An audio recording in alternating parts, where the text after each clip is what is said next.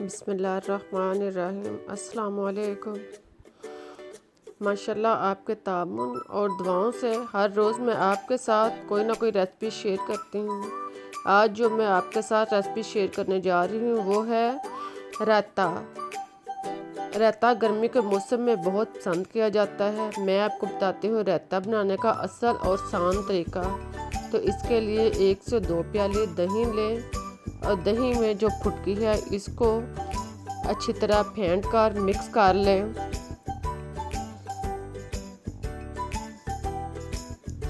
फुटकी को अच्छी तरह फेंटने के बाद अब इसमें आधा चम्मच या हस्बे ज़ायका नमक डालें, आधी चम्मच पिसी काली मिर्च डालें, 1 चम्मच साबुत ज़ीरा शामिल करें और इसको अच्छी तरह मिक्स करें।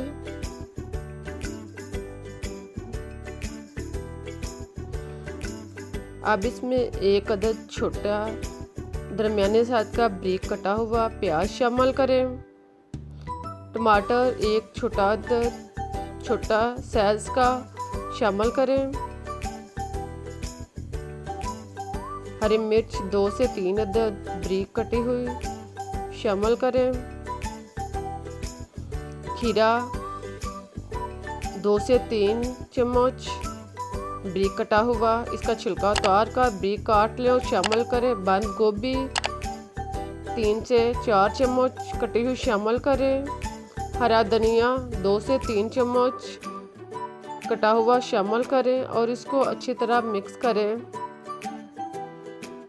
इन सब को दही के अंदर खूब अच्छी तरह मिक्स करें।